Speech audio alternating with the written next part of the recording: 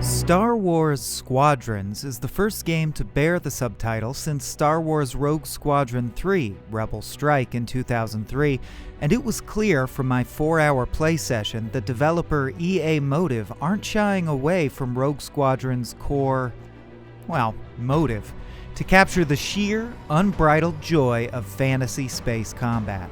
So open a comms channel and wake your astromech droid, Gold Leader, because here are our first impressions of Star Wars Squadrons.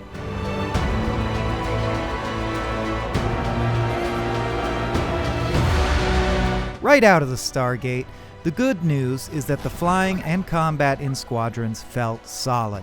If you like trying to shoot it where the other guy is going to be while wiggling your spaceship to shake off the proton torpedo on your tail, you'll be in Gamorrean heaven.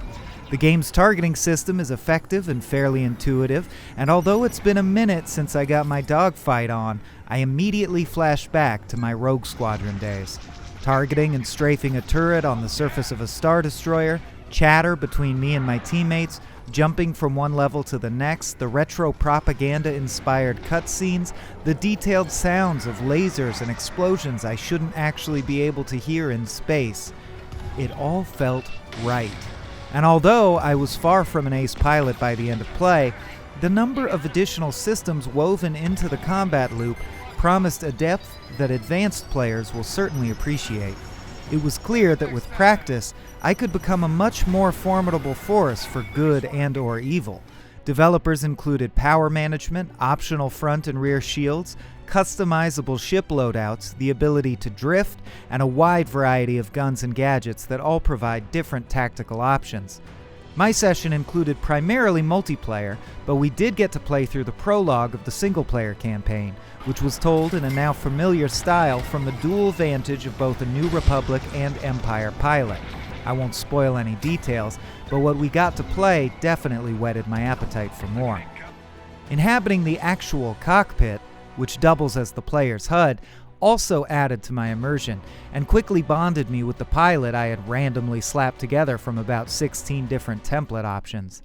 Although I wasn't granted any requisition points, the in-game method of purchasing new weapons and parts for your fighters, I did get to play with a selection of aesthetic improvements to my cockpit that helped flesh out my character.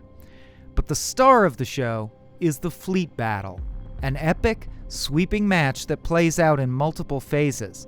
My squad of 5, along with AI support fighters, competed to keep our side's morale up through kills and streaks, which in turn unlocked the chance to strike at an enemy's cruisers, and ultimately their flagship. The flagship could be taken down in a number of ways, by strategically disabling various systems, or with a full-force barrage of sheer direct damage. As the tide of battle shifts, you might also have to hurry back and defend your own cruisers, or retreat all the way back to your flagship and swap vessels to better serve your team's goals.